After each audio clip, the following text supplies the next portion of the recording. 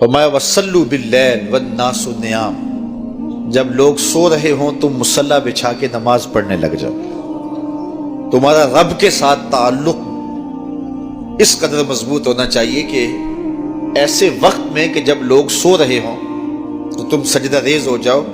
تاکہ ریاکاری کا امکان بھی مسترد ہو جائے۔ تو یہ چار کام جب تم کرو گے، رسول کریم نے ارشاد فرمایا تدخل الجنہ بالسلام، جنت میں سلامتی سے داخل ہو جاؤ۔ راستے کے جو مراحل ہیں، جنت کے اندر پہنچنے کے جو مراحل ہیں، وہ بھی سلامتی سے طے ہو جائیں گے۔ قبر بھی، حشر بھی، میزان بھی، پلزرات بھی، سارے مراحل آسانی سے طے ہوتے چلے جائیں گے اگر تم یہ چار کام کر لو۔ ان تین کاموں کا تعلق ہماری معاشرتی زندگی سے ہے، اور رات کی تنہائیوں میں مصلی بچھا کے نماز پڑھنا، اس کا تعلق جو ہے وہ ہماری نجی زندگی سے ہے، اور وہ جتنی تنہائی میں ہو اس قدر ہی اللہ کی رحمتیں زیادہ اترتی ہیں۔ دکھلاوے کی نمازیں اللہ قبول نہیں کرتا۔ قرآن مجید میں سورہ ماعون کے اندر ارشاد فرمایا سو خرابی ہے ان نمازیوں کے لیے جو اپنی نمازوں سے غافل ہیں اور لوگوں کو برتنے کی چیزیں بھی نہیں دیتے، معمولی چیزیں جو ایک دوسرے کو ہم عاریتاً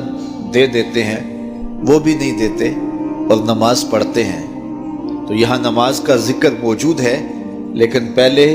ہماری معاشرتی اصلاح ہونی چاہیے۔ ان تین چیزوں کا خاص طور پہ ذکر کیا گیا کہ تم سلام کو پھیلاؤ،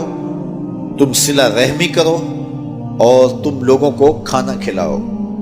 بھوکوں کی اور پیاسوں کی مدد کرو، تو تمہارا رب تمہارے اوپر راضی ہوگا، اور پھر رات کی تنہائی میں تم اللہ کے حضور مصلی بچھا کے نوافل ادا کرو۔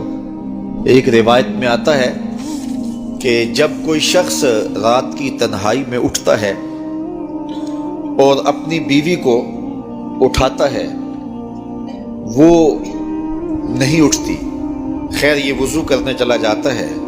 تو واپس آتے ہوئے چلو میں تھوڑا سا پانی لے آتا ہے، اور پانی لے کر کے اس بیوی کے اوپر اس پانی کو چھڑکتا ہے تو وہ اس سے اٹھ جاتی ہے۔ تو یہ مصلی بچھا کے نوافل پڑھنے لگ جاتا ہے، اور وہ بھی اٹھ کے وضو کرتی ہے، اور پھر وہ آتی ہے تو یہ نوافل پڑھ رہا ہوتا ہے، چارپائی کی دوسری سمت مصلی بچھا کے وہ بھی نوافل پڑھنے لگ جاتی ہے۔ حدیث میں آتا ہے جب وہ دونوں نوافل پڑھنے لگ جاتے ہیں رب مسکراتا ہے، اپنی شان کے مطابق رب مسکراتا ہے کہ میرے بندے کس طرح مخلوق سے چھپ کے میرے حضور سجدہ ریز ہیں۔ تو راتوں کی تنہائیوں میں جب لوگ سوئے ہوئے ہوں تو اس وقت سجدے کا ویسے لطف بھی اپنا ہی ہوتا ہے،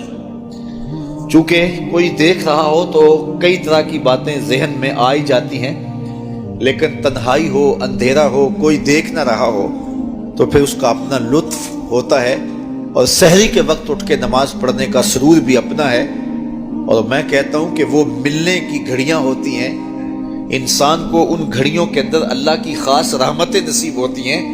اور جو سحری کے سجدوں کا مزاج رکھتا ہے اللہ تعالیٰ اس کے من کے اندر روشنیاں ڈال دیتا ہے۔ اقبال کہتا ہے رومی ہو، رازی ہو، عطار ہو کہ غزالی، کچھ ہاتھ نہیں آتا بے آہ سحر کا ہی۔